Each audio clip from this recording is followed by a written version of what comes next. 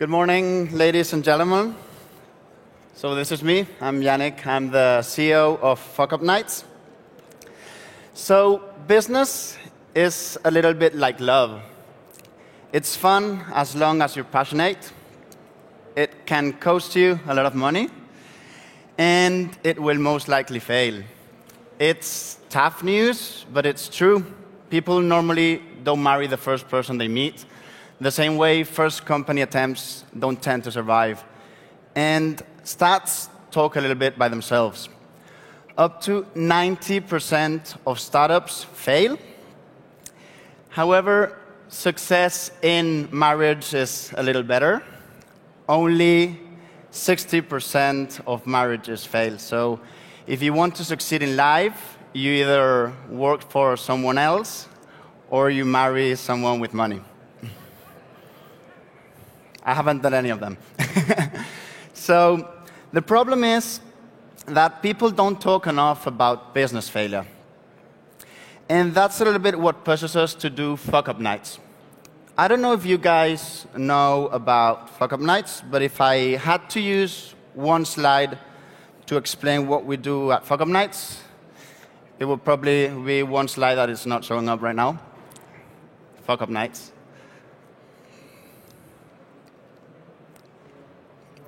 Okay. Well, basically, in Fuck Up Nights, we want to show...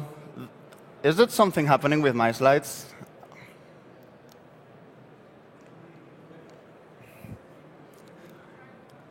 Okay. So at least you know you have to really marry someone with money. Okay, so in Fuck Up Nights, we try to bring light to those stories that are hidden, that no one tells. Basically, in each session, 3 or 4 speakers explain a failure story using 10 images in 7 minutes. And let's see if I can show you a little bit what goes next.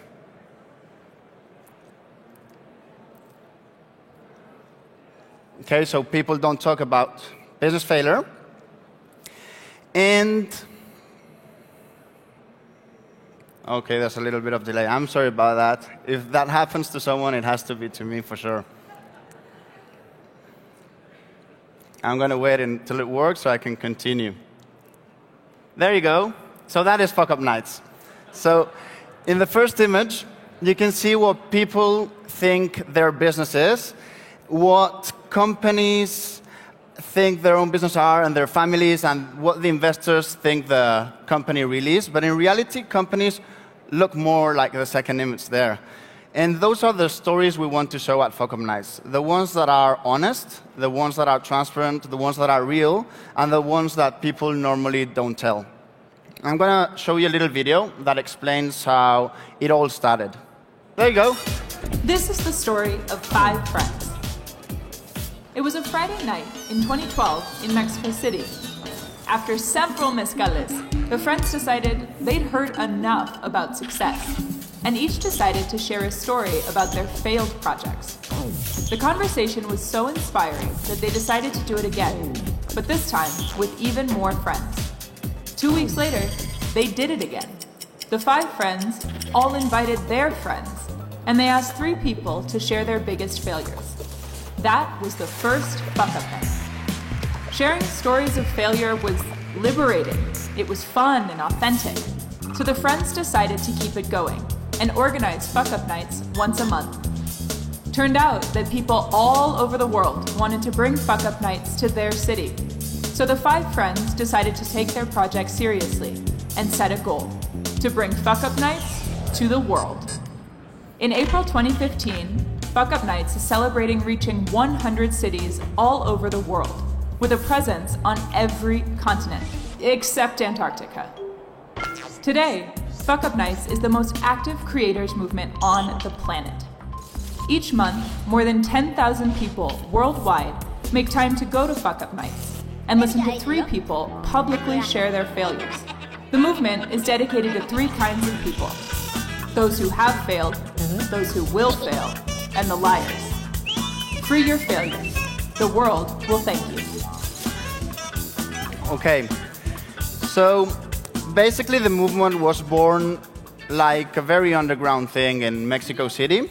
It only happened in that city for up to 6 months, and then they opened up social media platforms, and one city, which was San Sebastian in Spain, decided to join the movement. So that was the first city replicating the movement.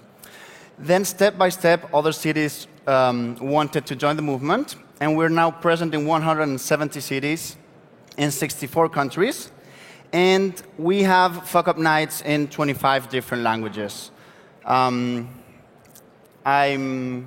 Probably you can spot German over there. That's a massive mural they made for our 4th anniversary saying I fucked up in all our 25 different languages.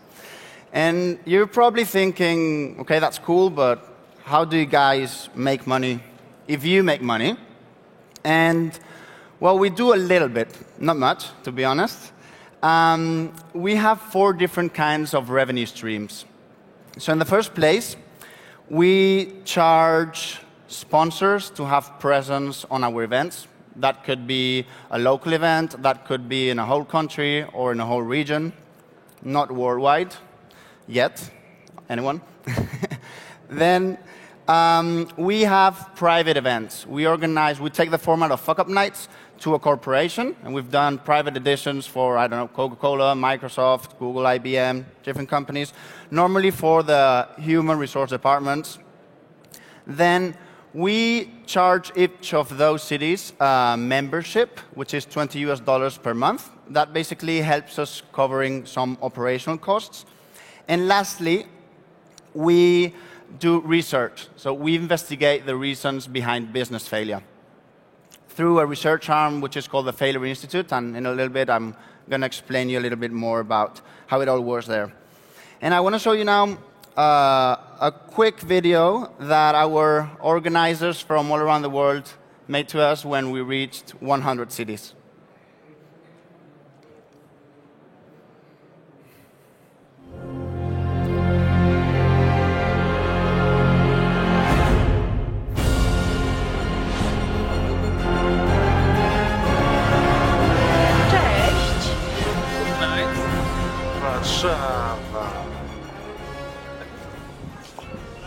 Es del equipo Fuck Up Bucaramanga, nuestra tercera versión acá en nuestra ciudad. Un saludo a toda la gente Fuck Up y a todos los Fuck Uppers del mundo.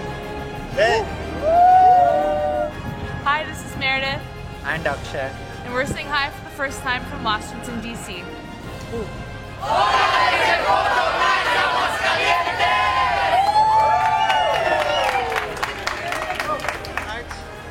From Moncloa.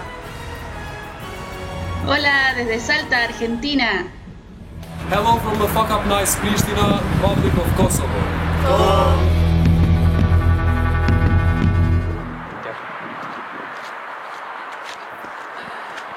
Čestitala? Čestitava! Še enkrat. Ok. Čestitava!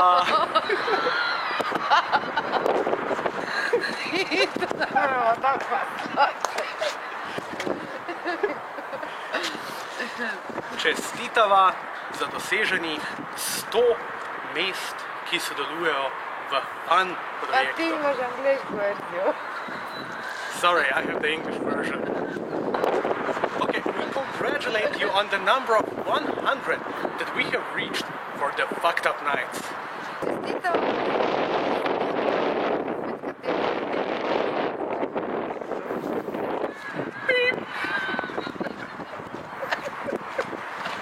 Those were my favorites.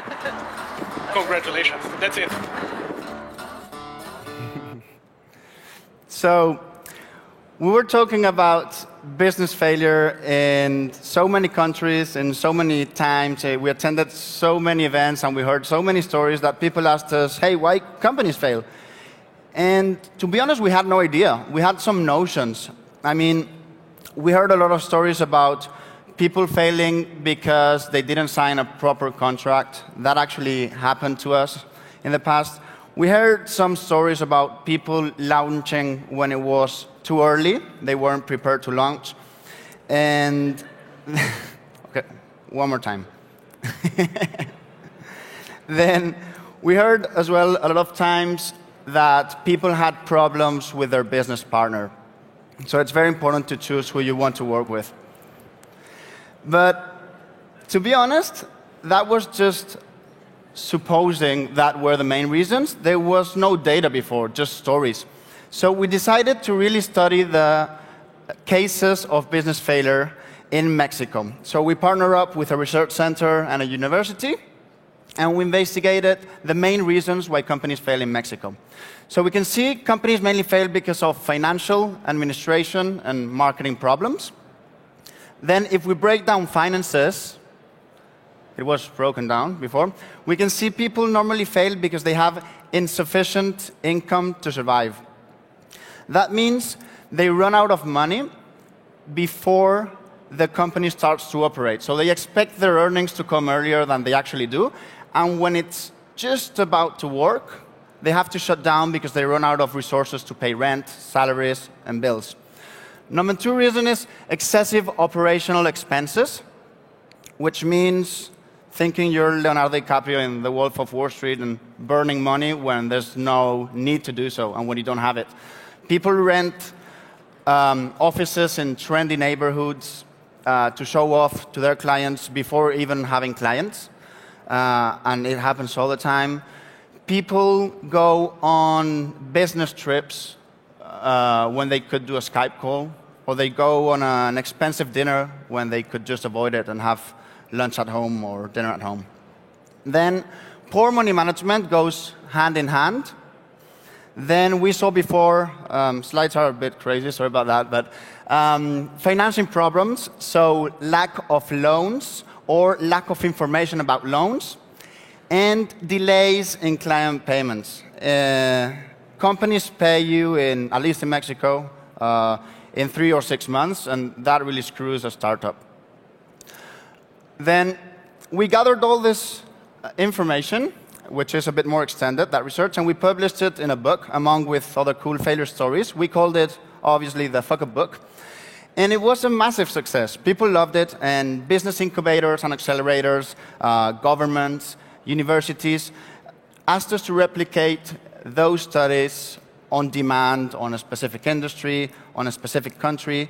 And that was the beginning of the Failure Institute. So now, here there was a video that they already told me it doesn't work, so I'm not even going to try to click it.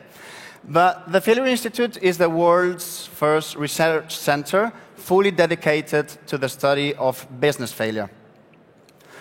What we do is, we are also now working on the Global Failure Index, which is a program where we want to gather all the information we generate at Fuck Up Nights, put it on a think tank, and give this think tank all the papers in the world that talk about business failure, and be able, through these massive platforms, to identify trends on failure, or to contrast information, or to compare why companies fail in this company, in this industry, or not in this industry, but in this country, etc., etc., etc. So finding failure really, really matters. And I'm going to show you a couple of examples. Then there's one example here, which is a terrible example, and I think we can skip that one. We'll see. Second example, geology. Geology studies crystal faults to predict earthquakes. Then structural engineering studies breakages to prevent future disasters again. Cybersecurity studies system failure. So it was well known that companies hire hackers to identify what's lacking in that company. There's an example I really love from Abraham Wald. So Abraham Wald was a mathematician that he was asked by the Allies to increase the success of the planes going on missions. So when he arrived to the Navy, they told him, okay, planes are arriving with a lot of damage in the wings and in the body, so we should probably reinforce those areas of the plane, because that means they are more exposed. And unlike they told this, Abraham Wald completely disagreed, and he said, we need to reinforce completely the opposite, because we're not studying the planes that are not arriving. We're not studying the failure planes. We're just studying the successful ones. So we need to reinforce those parts that are completely unscratched, meaning that if this plane would have been touched on one of those parts, it probably wouldn't be able to make it back home. So in general, people think we, ironically, Abraham Val died on a plane accident. So people think we love business failure. We actually don't. I mean, failing sucks. It is a terrible thing. People even commit suicide in some cities and in some circumstances when they fail at a business. But we think it's even worse not learning from those experiences.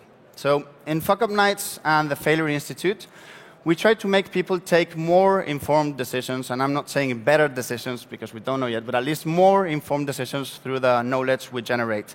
And not only for people, but also for business, governments, and academia. So thank you very much for your time, for listening, and please share the failure.